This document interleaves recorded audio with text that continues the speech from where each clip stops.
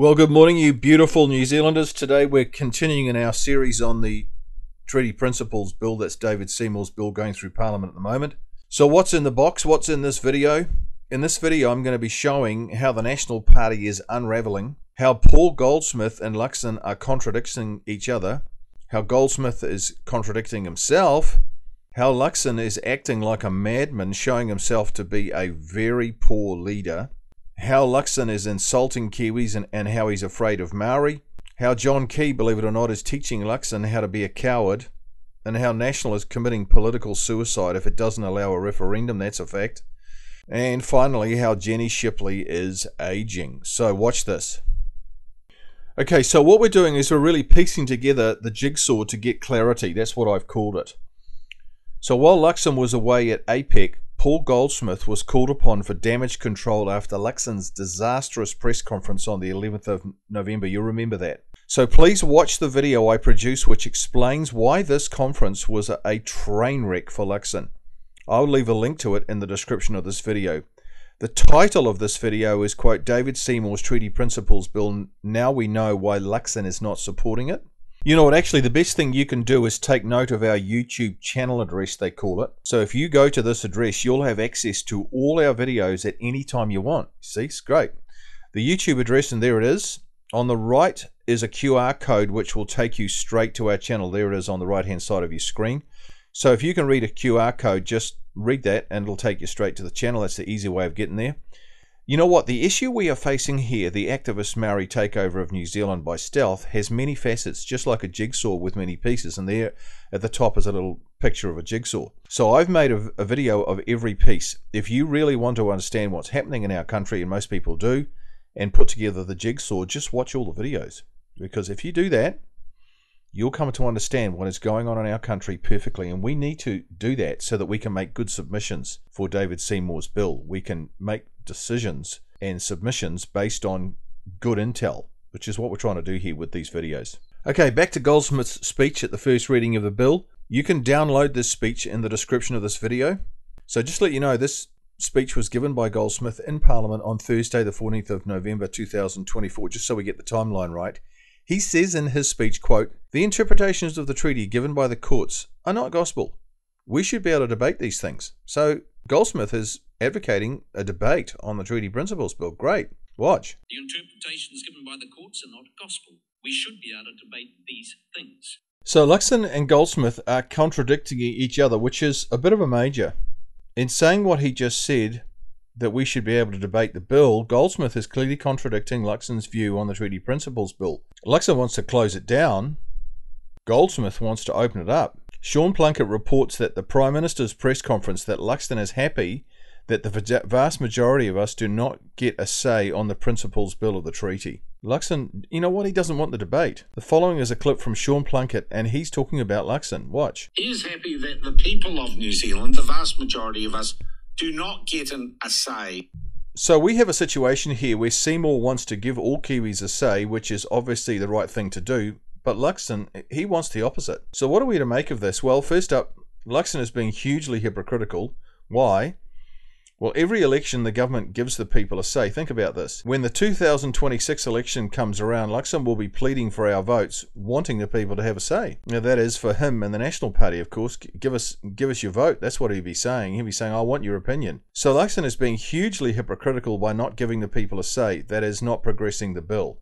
Second, by not giving us a say, he must think the people of New Zealand are completely stupid.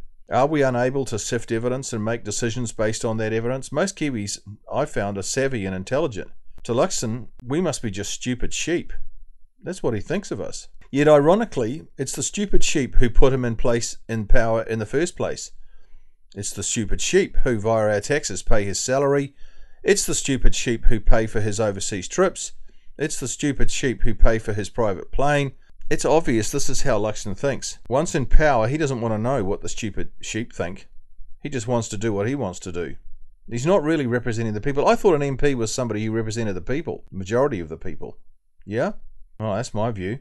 But there's a third reason why Luxon does not want to give Kiwis a say, that is to put the Treaty Principles Bill to a referendum. What's that? Well, Luxon has very strong personal views which he does not want to put at risk of having to change. That's the truth. What views? Remember in the previous video I talked about Luxon having 4 private views about Maori and the treaty? I called them the Big Four. Remember that? Well, here are the Big Four. He supports the cause of activist Maori. He has bought into the wrong idea that the treaty is a partnership. He is convinced that co-governance arrangements between the Crown and Maori are a wonderful thing. And fourthly, that in 1840 Maori were diddled out of their land, and he is on a personal crusade to put the record straight. That is Chris Luxon. Okay, so there's a fourth reason why Luxon does not want to give Kiwis a say about the Treaty Principles Bill. What's that? Well, it's obvious he's fearful of Maori. Remember, Luxon is being mentored by John Key. You know that, eh? So Key, of all the politicians in the last 50 years, was the most cowardly. Remember his fear of Heckois? There's also a bit of a focus by some of the smaller parties on the Maori seats as well, which is actually National Party policy, yes, isn't it, to get rid of them. What happens if you, after the election, govern again and are supported by enough parties to actually get rid of the Maori seats? I wouldn't support that unless it was with an agreement with Maori. So, okay, I mean, let's say, for instance, you got, us and ACT said, we want to get rid of them. We all decided, okay, despite the fact we didn't campaign on any of that, we're going to go and do it, because as I say, it's been long-standing National Party policy. I tell you what would happen, Heckois from hell. It would divide the nation, because despite the fact that people say, a lot of people say they don't like it and they were there for a particular reason, actually it would be an incredibly divisive thing to do to New Zealand and New Zealanders. You know what? What Key said in that video about division is exactly the same line Luxon has trotted out over and over since the bill was first mooted. Have you noticed that? Luxon is just parroting what he's been told by Key to say. It's obvious Luxon has not thought through the issue for himself. He's not an independent thinker. In saying what he said, John Key also massively fueled the activist cause. How did he do that? Well, Luxon is now doing the same. How do they do this? Well, he told them, that is the activist Maori, how to get non-Maori leaders to buckle and appease. He basically told activists, if you intimidate and bully and put on Heckois, we'll give in to you. Look at Key's face in that video. He was terrified. In the video clip I'm about to show you, Sean Plunkett is responding to the Prime Minister's press conference on the 11th of November. Watch this. Put his stake very, very clearly in the ground yesterday. He was almost dismissive of David Seymour. I'd say the tone was aggressive towards David Seymour and supportive towards the Heckois. He could not explain in any detail why the Treaty Principles Bill threatens race relations in New Zealand, and he had bought entirely into the rhetoric which is spouted by the extremist activist and repeated and amplified by the legacy media that the bill is racist and divisive, when it is, in truth, nothing of the kind. Well, there you go. So here's a summary so far. What we've learned so far is that Paul Goldsmith has said in his speech, we should debate this bill. Good on him. Luxon says he doesn't want that. So the two are contradicting each other. Luxon says that even letting the bill progress to the first reading and the 6-month select committee hearing was a compromise. He said that. Remember that? If Luxon had his way, that bill would not have been allowed in Parliament at all, period. Luxon does not want Kiwis to have a say on this bill. Seymour wants them to have a full and comprehensive say via a referendum if necessary. There are 3 reasons Luxon does not want Kiwis to have a say on this bill, and here they are. He thinks Kiwis are too stupid to grapple with big issues in facing their future. Number 2, he holds strong private and personal ideological beliefs, I call those the Big Four, which do not synchronise with the bill. He supports the Maori activist cause. He thinks wrongly that the treaty's a partnership.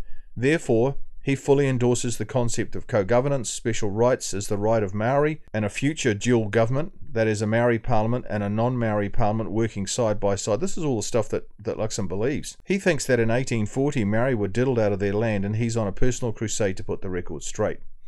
And he is fearful of Maori. So there are the 3 big reasons why Luxon does not support this bill. And you know what? That's horrific.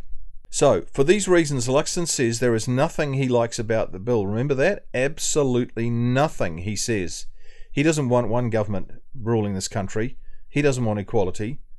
And he doesn't want only Parliament giving Maori rights. He wants those rights to be as of right.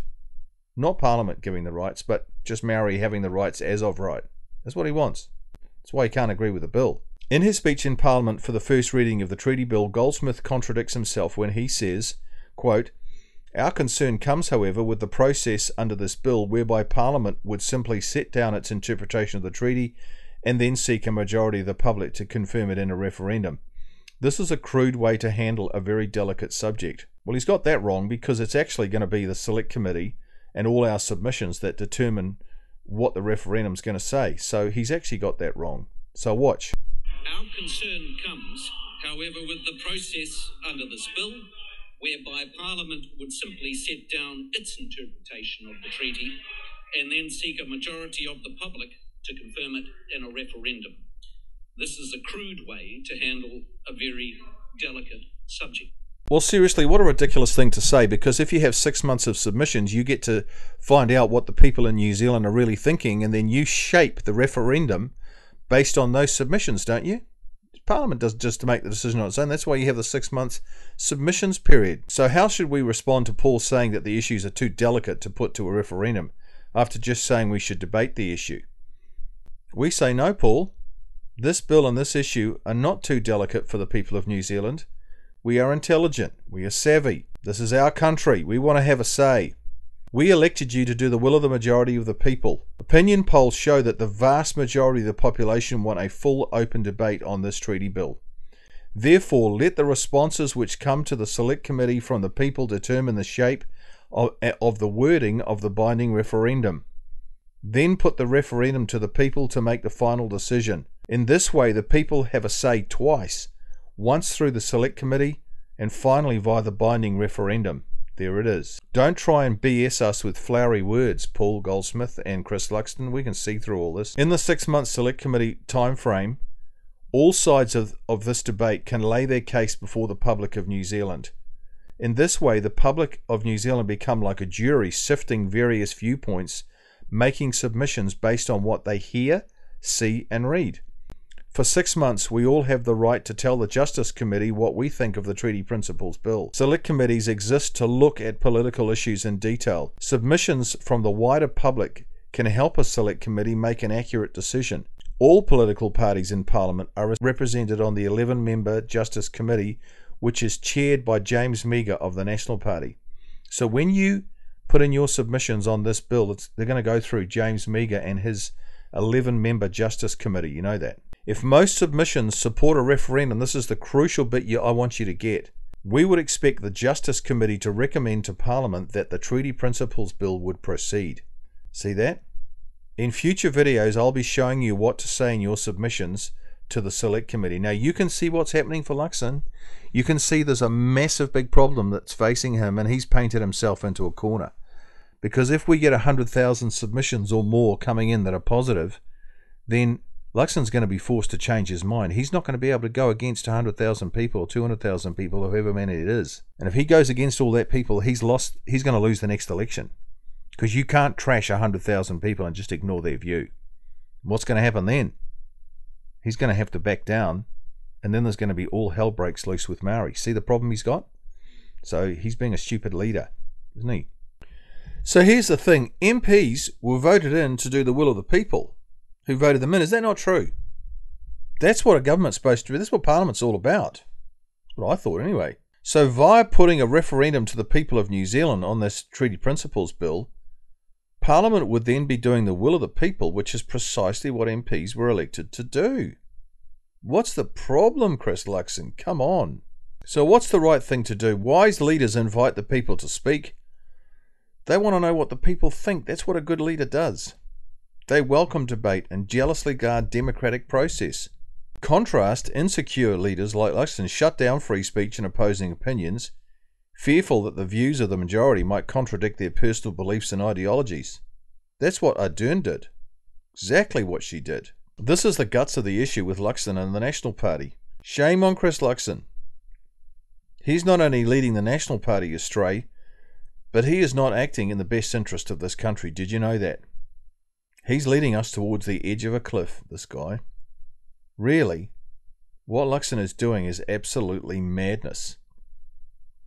It's total madness. It's what it is. He could fix this massive problem with the Treaty of Waitangi in one stroke. if he let us through, but he's not doing that. He's going the opposite direction, making it worse, a lot worse. There is strong evidence, as I've said, that the National Party is unravelling. Paul Goldsmith is contradicting his Prime Minister. He says we, the people of New Zealand, should be able to debate these things. Luxon is doing everything to shut down the debate. Then Goldsmith contradicts himself by saying a referendum is a blunt instrument, implying we shouldn't have a referendum. Well, how will MPs know the will of the majority without a referendum?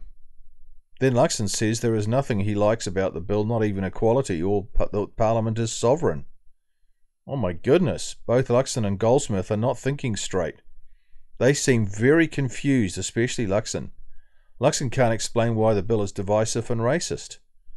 All he can come up with is meaningless word salads, stock lines, platitudes and cliches.